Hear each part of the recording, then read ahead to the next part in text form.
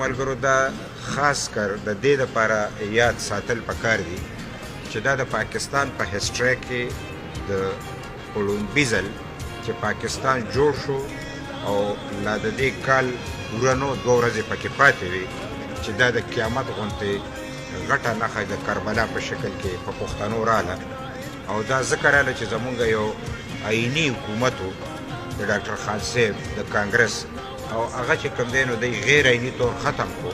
او زمونږ مشرانو نه چې کوم دی نو هغه جیلونو ته ولېږل او جایدادونه یې ترې ضبط او په دې دوران کې چې کوم دی نو مطلب چې داسې ظلم شروع شو چې زمونږ مشران تقریبا ټول جیل ته لاړل لکه باچا خان په جیل کې و ولی خان په جیل کې و غني خان په جیل کې او زمونږ یاد خدای خدمتګار تقریبا ټول په جیلونو کې نو بیا زمونږ مشرانو فیصله وکړه چې هغې وخت کې به د پارټۍ په شکل کې جرګه بیا ورته وي د خدای خدمتګارو جرګه وه چې هغه وشوه او هغوی فیصله وکړه چې موږ به پوره من احتجاج کوو د پوره من احتجاج دپاره چې کوم دی دا میدان خوښ کو زمونږ چې کوم دی نو د بابړې میدان د پړانګو دا علاقه او ټولو قوشه پښتنو ته اپیل وکړو چې تاسو راشئ او د شپې خلکو مزل کوو او سحر چې کوم دی نو دلته مطلب چې زموږ ملګري په دې پوزیشن کې چې هغه جلوس وکړو یو د غازي ګل بابا جومات او بل د جمع جومات چې د جمعې په جومات باندې هم مطلب خلک پیژني دا دلته یو دا ټوله ډاګه او شګې وي او حکومت چې کوم دی نو دلته سټینډ او خپل اصله چې کوم دی نو هغه دلته نصب کړې وه او په دې خیال یې کړې وه د مخکې نه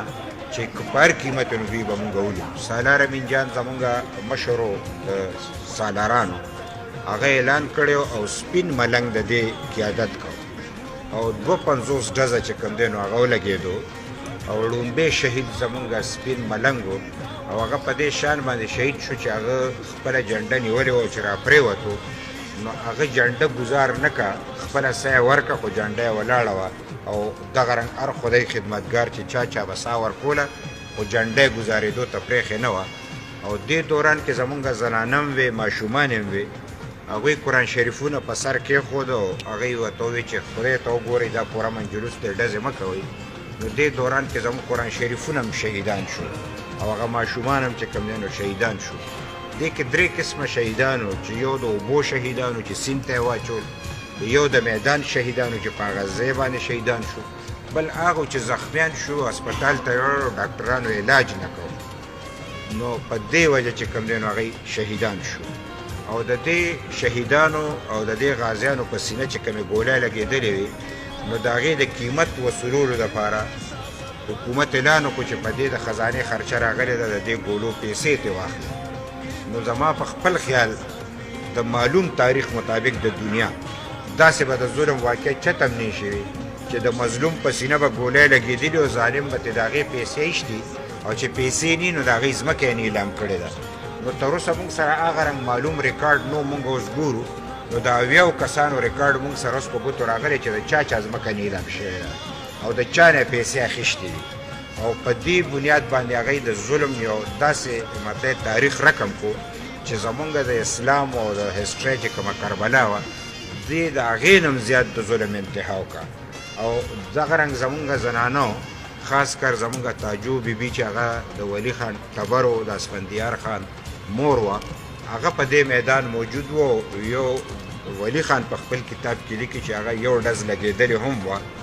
او د هغې نه پس د هغې طبیعت هم مطلب چې ډېر مطلب چې خفه به و ځکه چې دا واقعه دومره غټه وه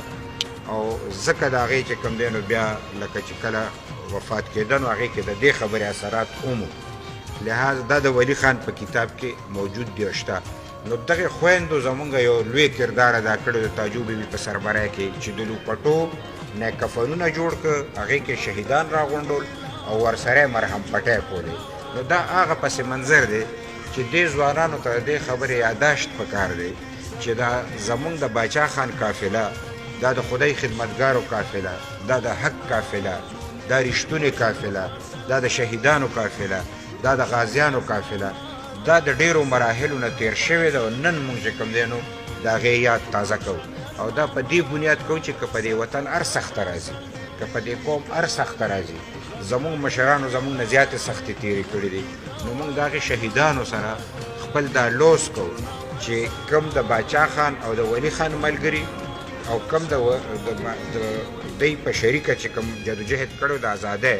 هغې نه پس ته د صوبۍ خودمختیارۍ یو جنګ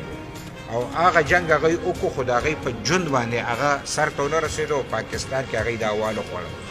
قدرت داسې وخت راوستو چې اسفندیار خان چې کوم دی د خپل هماغه د باچا خان او د ولی خان او د ملګرو ارمان په 18 ترمیم کې پوره کړو دلته صوبۍ خودمختیاري میلو شوه مونږ صوبې ته خپل نوم میلو شو چې زمونږ شهیدان نن په قبر کې موږ تعزیري کوو نو دا مطلب چې په دې وته سرخرو چې په دې وطن ته دهشتګردۍ یو دور راغلی په هغې کې مطلب سینې سوری کېدې سرونه زموږ مطلب دی چې قربانېدل مونږ داسې چې څنګه دی دلته د بابړې په مقام کلک ولاړو مونږ د دوی بچیو مونږ په دقه سخته باندې دهشتګردۍ ته کلک ولاړو نن هم هغه ظلم او زیاتۍ چې کوم دی نو په مونږ کېږي خو هغه جنګ مونږ وګټلو 18 ترمیم چې کوم دی دلته کامیاب شو او NFC واډ رالو صوبۍ خودمختیاري راله او دا جنګ به زموږ تر هغې روانې چې تر څو پورې مونږ د دې دا کوم خوند دی او د دولت تقسیم دی نیچرل ریسورسز دي چې دا مونږ د عوامو ته نه رسولي ځکه چې دا جنګ د عوامو د حقوقو دی او د عوامو د ژوند دی لہذا په دې بنیاد باندې زه بس دا یو وړه واقع بیانوم چې دا نن سبا د ولی خان په کتاب کې وه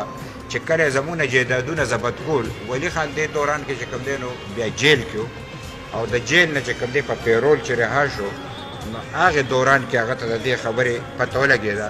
چې د بابا دی په کور باندې د ولی خان دی په کور چې کله قیوم خان پولیس ورواستو نو چې جایداد یې ضبط کو او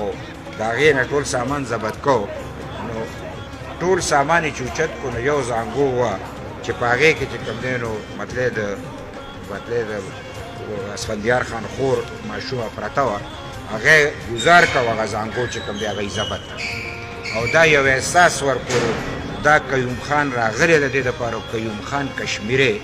هغه د دې دپاره راوستی چې د دې ملک وفادارو ته یو تصویر وښیي لہذا مونږ نن هغه کشمیری نشته نن قیوم خان نشته هغه سوچ نشته دا د سوچ جګړه ده د مایند سیټ جګړه ده زمونږ سوچ زمونږ فکر د امن دی د عدم تشدد دی د مینې دی د محبت دی د انسانیت دی دا به همیشه ګټه کوي او چې کم خلک د امن دشمنان دي او د انسانیت دشمنان دي دا به تاوان کوي لہذا خدای دې مونږ له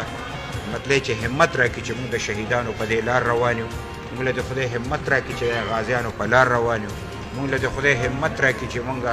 د خپل باچا خان هغه سوچ او فکر چې کوم دی نو وړاندې بوزو د ولی خان سوچ او فکر وړاندې بوزو او د اسفندیار خان په قیادت کې دا ټول ارمانونه سر ته ورسوو دا یو لنډ غونتې پس منظر و چې دا د دې واقعې لپاره لازم و ستاسو مطلب چې یو خبره چې زمونږ حکومتونو د دهشتګردۍ یو وخت و په هغې کې زمونږ خواهش و چې مونږ د دا ریوپن کړو خو هغې کې دا وخت مطلب په دې شکل نه میلاوېدو چې مونږ سهار او ماښام هم په دې کې مشغول وو که خدای کړي خیر انشاءالله تعالی زمونږ د فکر خلکو ته د باچا خان سپایانو ته بیا داسې یو موقع میلو شي نو مونږ به د بابړې کیس ریوپن کوو ځکه چې دی وایي چې دا دفع 144 دی نافرماني کړې ده دا هغه وخت DC په ریکارډ دی چې دفع 144 نه وه دا دی دروغ وایي قیوم خان چې کوم دی د هغه ځای نه حکم کړی او هغه مخکې نه ویلي چې دی به ولي او دغه خالي سینې وي او دا سټینګنې وي هغه ټولې دنیا ته چې کوم دی نو معلومه ده بل FIR سرکار درج کړی دی چې څنګه یو سړی اسپتال ته زخمی یوسي نو هغه په خپل FIR درج شي لا زمونږ FIR درج نه دی چې کوم د خدای خدمتګارو FIR دی نو مونږ به دا کیس ریوپن کوو او مطلب دنیا ته به ښیو چې دا حق پرستو په دې باندې ظلم شوی او ظلم پې چا کړی د دیزې حکمرانانو د دیزې مشرانو او د انګریز ایجنټانو پې کړی نو دا بالکل ستاسو دا سوال بجا دی چې مونږ به انشاءالله تعالی دا ریوپن کوو څوک چې په حقه وي د هغه خلاف ټول عمر هغه شیطاني قوتونه راجمع کېږي د حسن حسین لکه د حسین رضی الله تعالی څه ګناه چې په ډک میدان باندې د رسول اکرم صلی الله علیه وسلم نسوې نیازبین او په هغه غشي ورېږه او د هغه ماشومان هم شهیدان کېږه ځکه چې په حقه دا د باچا خان قافله دا په حقه وه دی جمهوریت غوښتو د انصاف غوښتو دی بلا رنګ و نسل او بلا مذهب د ټول خلکو د انسانیت د احترام خبره کوله، د هیومن رایټس خبره کوله، د انګریز ته نه سوټ کوله. او انګریز چې بیا تلو نو مشري داسې خلکو ته پرېښه چې کوم خلک د خلاف وایي له سزا ورکړه. نو دا مونږ چې کومه سزا خورو مونږ د حق سزا خورو، خو نه مونږ د انګریز وخت کې حق لار پرېښې ده او نه د پاکستان د جوړېدو نه پس پرېښې ده. خو هغه وخت مزادي غوسته چې غلامانو او د هغې د ازادۍ نه پس چې کوم دی بیا مونږ خپل پروینشل ټایم